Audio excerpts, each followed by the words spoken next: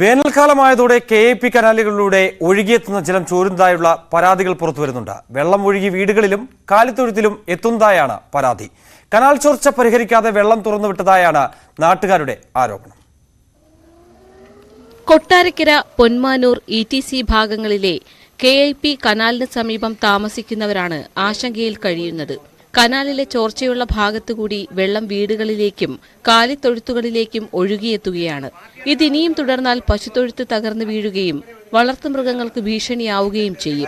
എരുത്തിനകത്ത് മൊത്തം വെള്ളമാണ്. പശു ഇപ്പോൾ എരുത്തിലാണ് കിടക്കുന്നത്. ഏതെങ്കിലും ഒരു കാരണവശാൽ ഇത് നീങ്ങി പോവുകയാണെങ്കിൽ നമുക്ക് താങ്ങാനൊക്കാത്ത നിലവാരത്തിലാണ് ഇപ്പോഴത്തെ ജീവിത രീതി. കാര്യം എന്ന് പറഞ്ഞാൽ ഇതെല്ലാം ബാങ്ക് ലോണാണ്. അർബൻ ബാങ്കിൽ നിന്ന് ലോൺ എടുത്ത് ചെയ്തിട്ടുള്ള പരിപാടിയാണ്.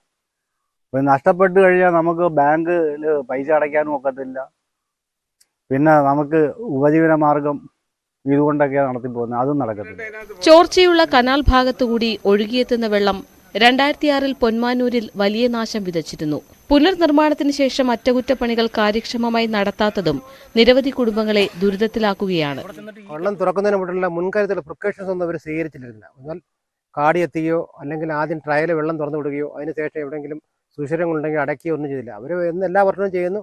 അതുപോലെ ഈ വർഷവും വെള്ളം തുറന്നുവിട്ട് വളരെ ശക്തിയായി തുറന്നുവിട്ട് അങ്ങനെ യശോധരൻ്റെ വീട്ടിൻ്റെ അവിടുത്തെ ആ കളിയിലേക്കൂടെ വെള്ളം ഊറ്റൊഴുകി പശുക്കളുണ്ട്. 3-5 പശുക്കൾ താമസിക്കുന്ന അദ്ദേഹത്തിൻ്റെ വീടുണ്ട്. ആ വെള്ളം ഒഴുകി പോവുകയാണ്. ഇവിടെ അടുത്ത 3-4 സ്ഥലങ്ങളിൽ ഇതുപോലെ വെള്ളം ഒഴുകി പോകുന്നുണ്ട്.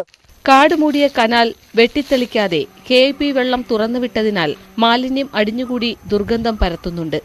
വേനൽ ചൂടിൽ വെന്തുരുകുമ്പോൾ കനാൽ വെള്ളം ആശ്വാസമാണെങ്കിലും ശാസ്ത്രീയമായി പദ്ധതി വിജയിപ്പിക്കാത്തതാണ് നാട്ടുകാരെ ബുദ്ധിമുട്ടിക്കുന്നത്. അടിയന്തരമായി ചോർച്ച പരിഹരിക്കുകയും വെള്ളത്തിന്റെ ഒഴുക്ക് നിയന്ത്രിക്കുകയും വേണമെന്നാണ് ആവശ്യം. ന്യൂസ് 18 കൊട്ടാരക്കര.